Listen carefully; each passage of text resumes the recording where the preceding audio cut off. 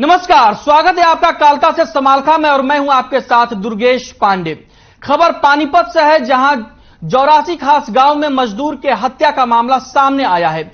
आपको बता दें कि सोमवार को एक राजमिस्त्री ने मजदूर का कस्सी से गला काटकर हत्या कर दी। दरअसल राजमिस्त्री और मजदूर गांव में एक मकान निर्माण के काम में लगे हुए थे, जहां दोनों के बीच किसी बात पर विवाद हुआ और राजमिस्त्री ने मजदूर की हत्या कर दी।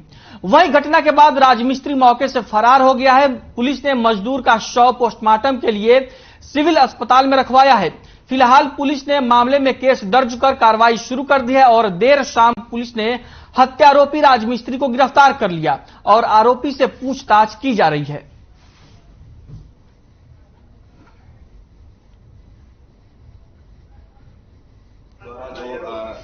ये 84 गांव से सूचना प्राप्त हुई थी कि एक व्यक्ति का मर्डर हो गया है गांव में। जब मौका पर जाने के बाद पता चला कि राजेश के भाई के मकान में मिस्त्री और मजदूर का आपस में झगड़ा हो गया। जो मिस्त्री ने कस्सी के साथ उसकी गर्दन और सिर पर वार करके उसकी हत्या कर दी है। FIR लॉन्च करके तफ्तीश जारी है।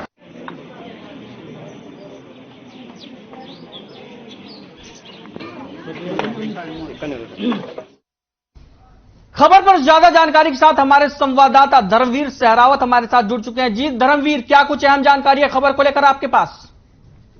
जी, आपको बता दें ये मामला समालखा हल्के के गांव 84 खास से सामने आया है, जहां पर कल एक राजमिस्त्री ने अपने ही मजदूर की कस्सी मारकर उसकी हत्या कर दी।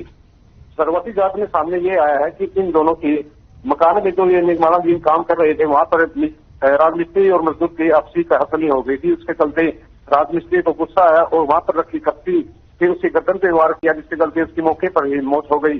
जी, ये दोनों जो राजमिस्त्री हैं और मजदूर, ये दोनों कहाँ के रहने वाले हैं? जी, आपको बता दें कि जो राजमिस्त्री है समीर नाम है इसका, ये अपने उत्तर प्रदेश का कैराना जिले का रहने वाला है। और जो शर्मी का मजदूर था ये अफजल, ये मूल रूप से बिहार का रहने वाला था और यहाँ पर ये काम करने के लिए दोनों उत्तर प्रदेश और बिहार से यहाँ पे ये मकान का निर्माण भी इनका काम करते हैं। उसके चलते ये यहाँ पर आए थे और यहाँ पर ये ठेकेदार के पास काम करते थे और ठेकेदार ने इनको गांव 84 खास में मकान के निर्माण में इनको वहां पर लगाया हुआ था, जिसके चलते इनकी दोनों पे अफजल की और समीर जो राजमिस्त्री की आपस में कहासुनी हो गई, जिसके चलते इन्होंने उसी गर्दन पे वार किया और वार करते ही वही वहां पे मौके से फरार हो गया। जिसके चलते पुलिस ने देर रात धारा 302 हत्या का मामला इसमें दर्ज कर लिया था और थाना प्रभारी से आज हमारी बात हुई है। थाना प्रभारी ने कहा कि उन्होंने हत्या करने के आरोप में राजमिस्त्री समीर को गिरफ्तार कर लिया है। जी, मृतक जो मजदूर है उसके परिजनों को सूचना दी गई है क्या? हाँ जी, अफजल जो मृतक है, जो मजदूर है, उसके परिवार वालों को सूचना दी गई है और बिहार से चले हुए हैं। अभी तक वो पानीपत नहीं पहुंचे हैं। उसके आते ही सब पोस्टमार्टम किया जाएगा और सब को हवाले किया जाएगा। बहुत बहुत शुक्रिया धर्मवीर, काफी अहम जानकारी आपने हमारे दर्शकों तक पहुंचाई। तो पानीपत का यह पूरा मामला है, जहां पर एक राजमिस्त्री ने मजदूर के गले पर कस्सी से मारकर उसकी हत्या कर दी है। वहीं पानीपत जिले के गांव अहर में डॉक्टर सतपाल से 1 करोड़ की फिरौती मांगने का मामला सामने आया है। आपको बता दें कि बदमाश ने डॉक्टर्स को पैसे देने के लिए 9 तारीख तक का वक्त दिया है और पैसे ना देने पर डॉक्टर समेत बच्चों को किडनैप कर उन्हें जान से मारने की धमकी भी दी है। उन्होंने बताया कि इस धमकी को मजाक समझकर इग्नोर कर दिया था और धमकी देने वाले के नंबर को ब्लॉक करा दिया था, लेकिन इसके बाद बदमाश ने उन्हें धमकी भरे मैसेज किए और अलग अलग विदेशी नंबरों से 36 बार कॉल किए। वहीं डॉक्टर ने शिकायत में अपने परिवार और खुद की जान का खतरा बताया है और चौकी इंचार्ज प्रदीप ने बताया कि शिकायत पर मामला दर्ज कर लिया गया है और पुलिस ने शुरुआती जांच के आधार पर मीपा बदमाश पर धमकी देने का शक जताया है। फिलहाल पुलिस मामले की जांच में जुट गई है।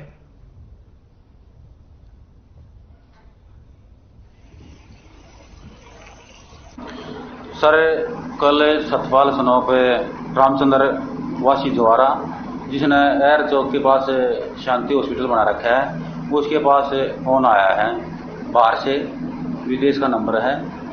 उसमें ये कहा गया कि मेरे को धमकी दी गई है भाई जान से मारने की, लेकिन 1 करोड़ वाली बात कोई रिकॉर्डिंग में सामने नहीं आई है। डॉक्टर सतपाल बोल रहा है? मैंने बोला हाँ बोल रहा है। तो बोला 1 करोड़ रुपये चाहिए थे मुझे।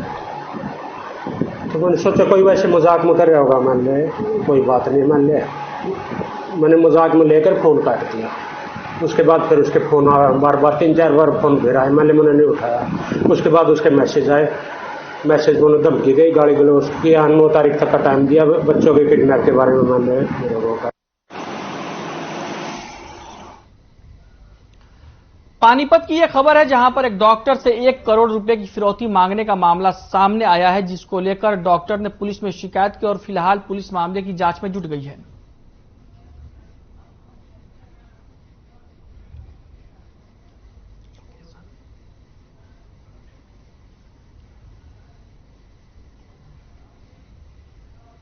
अब बात करेंगे इस वक्त की बड़ी खबर की। इस वक्त की बड़ी खबर हिसार से सामने आ रही है, जहां पर सोनाली फोगाट के फार्म हाउस पहुंची है पुलिस। हरियाणा पुलिस सोनाली फोगाट के फार्म हाउस पहुंची है। परिवार ने दी थी फार्म हाउस में चोरी की शिकायत मामले की जांच करने पहुंची पुलिस। लैपटॉप, डीवीआर और दस्तावेज हुए थे चोरी।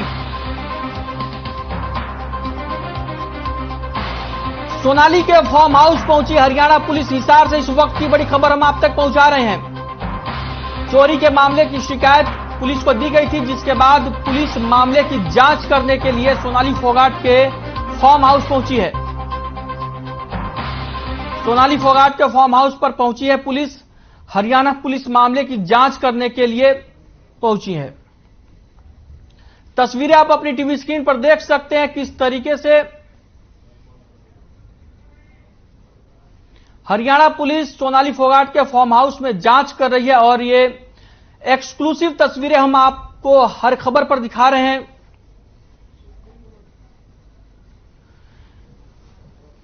तस्वीरों में पुलिस का एक कर्मचारी सोनाली फोगाट के फार्म हाउस पर जांच करता हुआ दिखाई दे रहा है। आपको बता दें कि सोनाली के परिजनों ने फार्म हाउस में चोरी होने का आरोप लगाया है और उन्होंने कहा है कि लैपटॉप, डीवीआर और दस्तावेज फार्म हाउस से चोरी कर लिए गए हैं। इसी को लेकर हरियाणा पुलिस आज मामले की जांच करने के लिए सोनाली फोगाट के फार्म हाउस पर पहुंची है।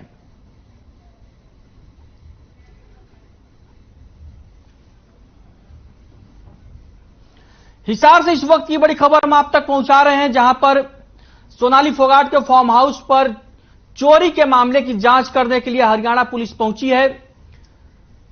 सोनाली के परिजनों ने फार्म हाउस पर चोरी होने का आरोप लगाया है और यह कहा था उन्होंने कि फार्म हाउस से लैपटॉप, डीवीआर और दस्तावेज चोरी हुए हैं और इसी मामले को लेकर आज सोनाली के परिजनों ने हिसार के एसपी से भी मुलाकात की थी।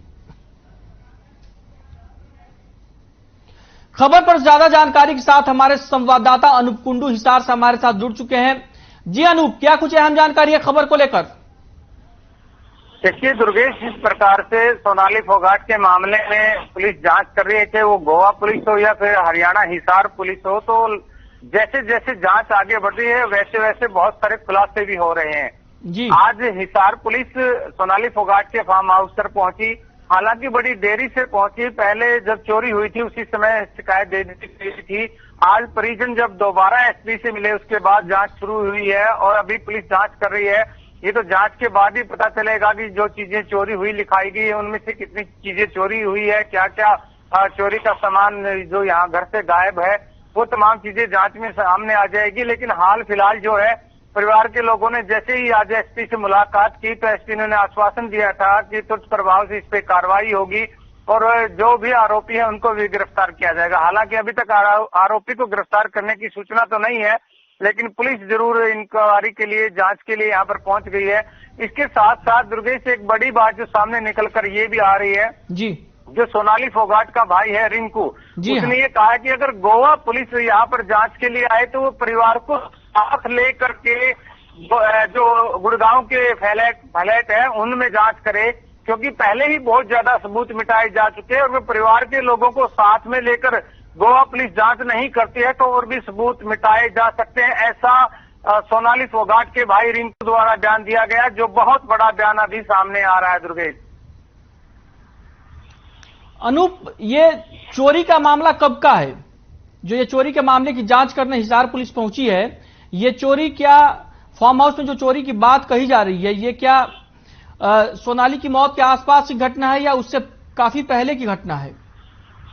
दुर्गेश, इसमें दो चीजें जुड़ी हुई है। एक जो फार्म हाउस पे चोरी का मामला है, ये सोनाली फोगाट की 23 अगस्त को जो मौत हुई उसके बाद का मामला है। जैसे ही उसकी मौत की सूचना पहुंची, यहाँ पर एक लड़का जो काम करता था उसका सीधा संपर्क सुधीर सागवान के साथ था। सुधीर सागवान ने उसे कहा कि यहाँ से जो लैपटॉप वगैरह है वो उठा करके चला जाए। तो पहली चोरी की वारदात यहाँ पर, और दूसरी इसमें जो जोड़ी गई है वो 2021 का मामला बताया जा रहा है। 2021 में हिसार में जो संत नगर में कोठी है सोनाली फोगाट की, वहां से वहां चोरी का मामला सामने आया है। और ये बताया जा रहा है कि 2021 में जो उनका लाइसेंसी रिवॉल्वर था वो चोरी हुआ था, वो भी मामला साथ में उठाया जा रहा है। 2021 में जो उनका रिवॉल्वर चोरी हुआ, क्या इस मामले में पुलिस ने अभी तक कोई कार्रवाई नहीं की थी? दुर्गेश, यही जांच का विशेष पहलू है कि 2021 में जो चोरी हुई थी, क्या उसके बाद पुलिस को शिकायत दी गई थी? और शिकायत दी गई थी तो पुलिस ने अभी तक उस पर कार्रवाई क्यों नहीं की? और अगर शिकायत नहीं दी गई तो वो क्यों नहीं दी गई थी? जो कि परिजन कह रहे हैं कि सोनाली फोगाट के ऊपर जो सुधीर सागवान किसी भी प्रकार से ना तो परिवार वालों को बातचीत करने देता था, ना कोई कार्रवाई करने देता था, या उस भय में उस समय कोई शिकायत नहीं की गई, या उस समय परिजन क्यों नहीं बोले, ये जांच का विषय है। लेकिन हाल फिलहाल मैं बता दूं कि जो दोनों शिकायतें दी गई है 2021 की, और अब जो सोनाली फोगाट के फार्म हाउस पर जो चोरी हुई थी उसकी जांच पुलिस करना शुरू कर चुकी है। अनूप, ये जो पूरा मामला जिस तरीके से दिखाई दे रहा है कि 2021 में रिवॉल्वर चोरी होती है और अभी मौत के बाद लैपटॉप, डीवीआर और दूसरे दस्तावेज चोरी होते हैं, लेकिन इन सब के बीच सबसे बड़ा मामला तो एक ये भी सवाल खड़ा होता है कि जो रिवॉल्वर चोरी हुआ था उसकी जानकारी सोनाली फोगाट को थी या नहीं थी? अगर रिवॉल्वर की चोरी हुई थी तो सोनाली फोगाट ने उस पर कोई एक्शन क्यों नहीं लिया? उन्होंने मामले को क्यों नहीं उठाया? यह भी तो एक सवाल खड़ा हो रहा है। देखिए दुर्गेश, बहुत सारे ऐसे सवाल खड़े हो रहे हैं, लेकिन बहुत सारे सवाल सोनाली फोगाट के साथ ही चले गए जिनका उत्तर वो दे सकती थी।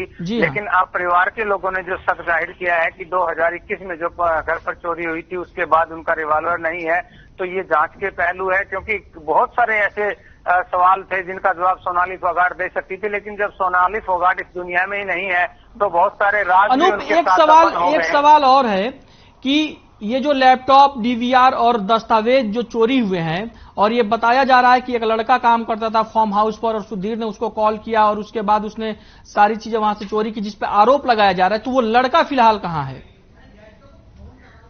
यही सबसे बड़ा सवाल है, क्योंकि परिवार वालों ने जिस दिन चोरी हुई उसी दिन शिकायत पुलिस को दे दी, सूचना दे दी थी, लेकिन अभी तक उसकी गिरफ्तारी नहीं हुई, वो फरार चल रहा है। तो पुलिस को यही संदेह है कि वो कहाँ, मतलब उसके सुधीर के फोन के बाद वो यहाँ से चला गया, लगातार यहाँ पर काम करता था। तो अब उसकी जांच पड़ताल पुलिस कर रही है कि उसका आता पता ढूंढ के उसको गिरफ्तार किया जाए। ऐसा आश्वासन भी एसपी की तरफ से दिया गया है, और तमाम चीजें जब उसकी गिरफ्तारी होगी पुलिस की उस द्वारा हिरासत में उसको ले लिया जाएगा, तब पता चलेगा कि सुधीर सागवान ने उसको क्या बोला था, कौन से दस्तावेज। क्या परिजनों को भी इस बात की जानकारी नहीं है कि जो फार्म हाउस पर लड़का काम करता था वो कहाँ का था या क्या नाम है उसका? देखिए, नाम पता सब पुलिस को दे दिया गया है, परिवार के लोगों को उसका नाम पता है, एड्रेस पता है, वो जानकर अपनी शिकायत में पुलिस द्वारा पुलिस को दे दिया गया है। लेकिन हाल फिलहाल ये है कि पुलिस मामले की जांच कर रही है, और देखना ये है कि जिस पर अभी गंभीर आरोप ये लगे हैं कब तक पुलिस उसको हिरासत में लेती है। अनूप, आपको रोकना चाहूंगा, आप बने रहिए हमारे साथ। इसी बीच इसी खबर से जुड़ी एक और जानकारी सामने आ रही है। इस वक्त की बड़ी खबर हम आप तक पहुंचा रहे हैं। सोनाली के भाई रिंकू ढाका का बयान सामने आया है। हरियाणा में गोवा पुलिस की जांच पर बोले हैं रिंकू ढाका, परिवार की मौजूदगी में खोला जाए गुरुग्राम का फ्लैट, मामले में पहले भी मिटाए जा चुके हैं सबूत, परिवार की मौजूदगी में खोला जाए गुरुग्राम का फ्लैट, यह कहना है सोनाली फोगाट के भाई रिंकू ढाका का। हरियाणा में गोवा पुलिस की जांच को लेकर यह बयान दिया है रिंकू ढाका ने, जो सोनाली फोगाट के भाई हैं। रिंकू ढाका का साफ तौर पर कहना है कि परिवार के लोगों की मौजूदगी में ही गुरुग्राम का फ्लैट खोला जाए।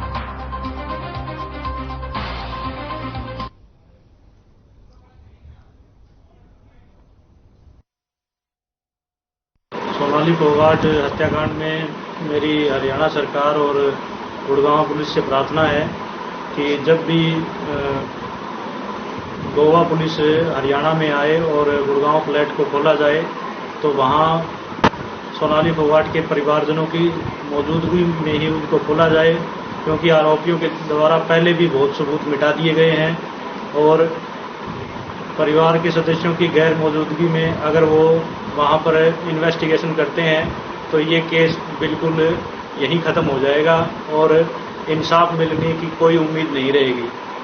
मेरी हरियाणा सरकार और गुड़गांव पुलिस से प्रार्थना है कि परिवार के सदस्यों की मौजूदगी में ही यहाँ इन्वेस्टिगेशन की जाए। और हमारे बार बार प्रयास करने के बावजूद गोवा पुलिस ने हमें ये अब तक इन्फॉर्म नहीं किया है कि हम कब हरियाणा में आएंगे और कब गुड़गांव फ्लैट पे जाएंगे या हिसार आएंगे। हमारे बार बार पूछने के बावजूद हमें गोवा पुलिस के आने के बारे में कोई सूचना। अनूप, क्या आपको यह नहीं लगता ये सारी बयान जो सामने आ रहे हैं एक के बाद एक लगातार, रिंकू ढाका का कहना है कि गुरुग्राम में अगर फ्लैट खोला जाता है तो परिजनों की मौजूदगी में ही खोला जाए, इस मामले में लगातार सस्पेंस बढ़ता जा रहा है। अनूप, बिल्कुल दुर्गेश, जिस प्रकार से परिवार के लोग शुरू से ही गोवा पुलिस पर आरोप लगाते आ रहे हैं, उन्होंने कहा कि उनकी शिकायत जो है 3 दिन तक नहीं दर्ज की गई। पुलिस को लेकर के, पोस्टमार्टम को लेकर के काफी संशय परिवार को रहा और उसके बावजूद अब जिस प्रकार से रिंकू ढाका ने बड़े सवाल गोवा पुलिस पर उठा दिए है कि अगर गोवा पुलिस हरियाणा में आती है और वो परिवार के लोगों के बिना इन्वेस्टिगेशन करती है तो बहुत सारे सबूत जो पहले मिटाए जा चुके हैं अब भी मिटाए जा सकते हैं और ये केस यहीं खत्म हो जाएगा। इस प्रकार के गंभीर आरोप रिंकू ढाका द्वारा लगाए गए और उन्होंने हरियाणा सरकार और गुड़गांव पुलिस से निवेदन भी किया है कि जैसे ही गोवा पुलिस हरियाणा पहुंचे तो परिवार की मौजूदगी में गुरुग्राम के जो फ्लैट है उनका सर्च किया जाए वहां पर, ताकि जो भी सबूत है उनको मिटाया ना जा सके, परिवार को विश्वास हो कि जांच सही दिशा में चल रही है।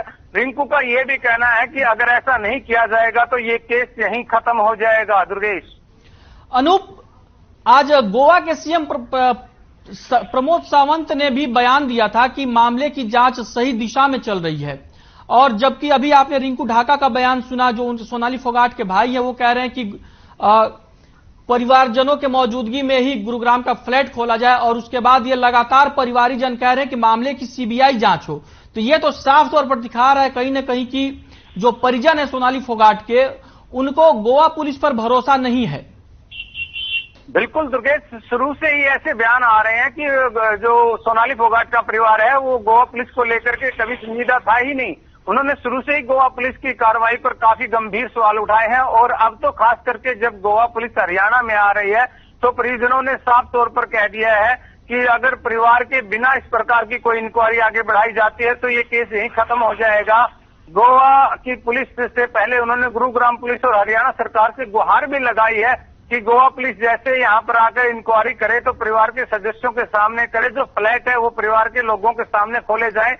नहीं तो पहले जिस प्रकार से सबूत मिटाने के आरोप परिवार के लोगों ने लगाए हैं, उनका ये कहना है कि अगर इस फ्लैट में भी बिना परिवार के लोगों को सर्च किया जाता है तो यहाँ पर भी सबूत मिटाए जा सकते हैं।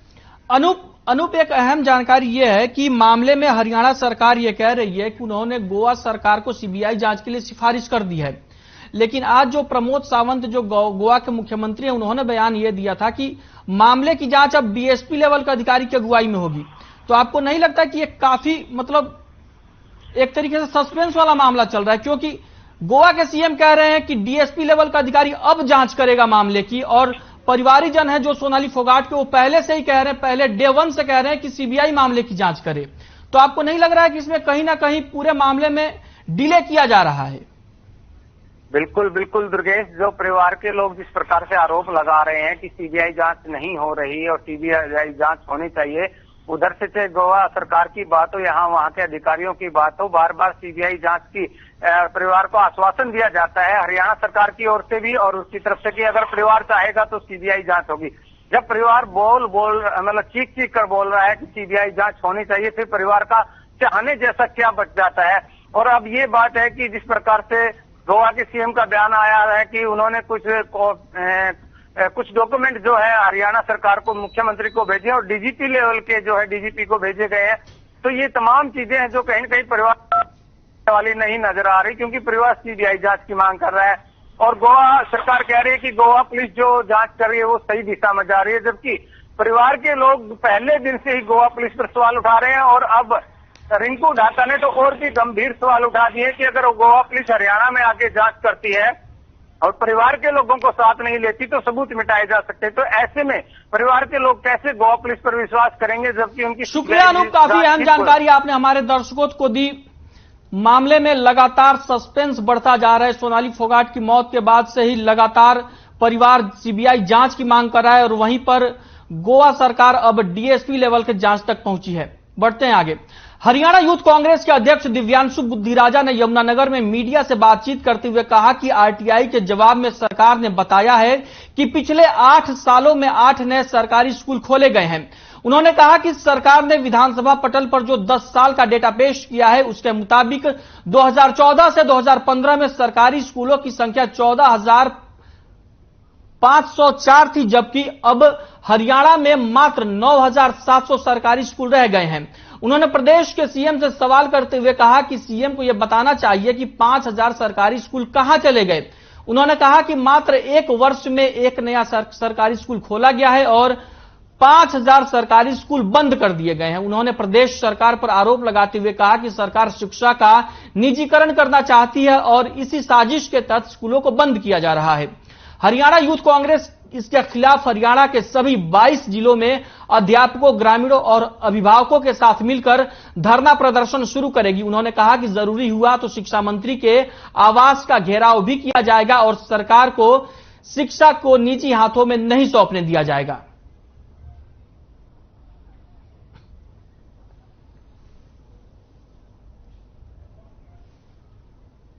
सरकारी स्कूल थे 2014 से 15 तक लगातार ये 22 जो सरकारी स्कूल बंद हुए हैं और उसके अलावा जितने भी सरकारी स्कूलों में अध्यापकों की कमी होने की वजह से आज शिक्षा व्यवस्था का जो बुरा हाल हो चुका है, उन स्कूलों के बाहर जाकर इस बैनर के तले हरियाणा युवा कांग्रेस विद्यार्थियों, अभिभावकों और ग्रामीणों को साथ लेकर सरकार के खिलाफ अपनी आवाज बुलंद करेगी।